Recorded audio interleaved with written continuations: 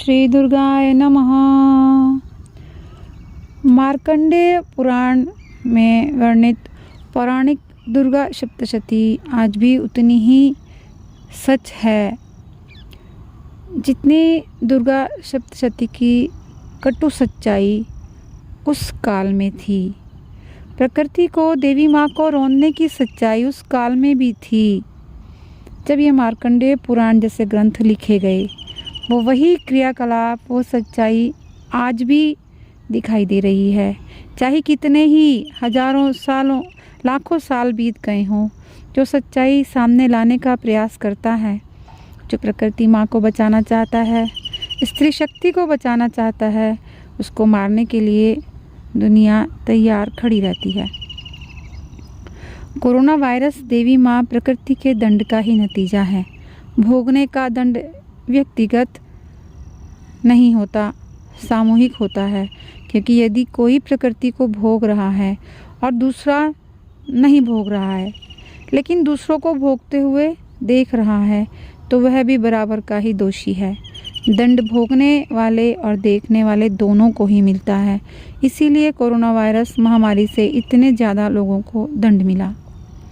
प्रकृति का शोषण या भोग हमारे रोके से रुक नहीं रहा, तो तब भी हम दोषी ही हैं, क्योंकि हमारे प्रयासों में कमी है। यदि प्रयास में कमी न होती तो हम प्रयास करते करते मिट ही जाते। शोषण भी हो रहा है, हम भी जीवित हैं, तो ये इस बात का प्रमाण है कि अभी प्रयास में कमी है। सच्चाई की शक्ति हमारे भीतर ही है, हमें उसे पहचानना ही होगा। हमें ये जानना ही है कि हम क्रोध किस पर और किस लिए कर रहे हैं। क्रोध रूपी ऊर्जा का प्रयोग करना है सच्चाई के विरोध में उठ रही ताकतों के लिए, गलत बातों, गलत कार्यों को रोकने के लिए। हमें खड़ा होना है सच के साथ। हमें जगत में कुछ भी मिला, ताकत, बल, गुण, शक्ति, बुद्धि, इनको पाकर घमंड नहीं करना है। इनका प्रयोग सच के लिए करना है। हमारी जो भी पहचान है उसे सच्चाई के पीछे चलाना है। हमारा अहंकार ही रक्त बीज है। हम इसको जितना तोड़ेंगे, इस पर जितना चोट मारेंगे, ये और बढ़ेगा। तो हमें इसे तोड़ना नहीं, अहंकार को समाप्त करने का तरीका एक ही है। रक्त बीज को समाप्त करने का तरीका एक ही है कि उसे सत्य को, देवी माँ को समर्पित कर दो। रक्त बीज भी देवी माँ के अंदर जाने से ही जड़ से समाप्त हुआ। तो हमें अपने अहंकार को, अपने से ऊपर वाले को, देवी माँ को समर्पित करना होगा। अपने को किसी ऐसे काम के लिए मिटाना होगा जो काम हमें कृष्ण की तरफ, राम की तरफ, देवी की तरफ ले जाता हो। हमें अपने आप को सही काम में लगाना होगा। दुर्गा सप्तशती के अध्यायों को पढ़कर जब हम जान पाते हैं कि इनमें एक समानता है, कि हर बार एक नया राक्षस उठ खड़ा होता है, पहले देवताओं को मारने को, फिर देवी का शोषण करने हेतु, उसको पाने हेतु दोनों तरफ से अस्त्र शस्त्र चलते हैं।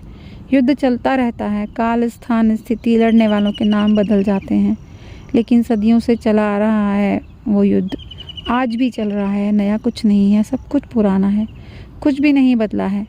जब भी जीत सच्चाई की, देवी की ही हुई थी, तो आज भी जीत देवी की, सच्चाई की ही होती है, और आज भी जीत सच्चाई की ही होगी। झूठ, अहंकार तब भी हारा था और आज भी हारता है। तो देवी की सच्चे मन से आराधना करें और समझें कि देवी माँ, प्रकृति माँ क्या है, हमें इनको कैसे पूजना है, कैसे इनको संवारना है, भोगना नहीं है।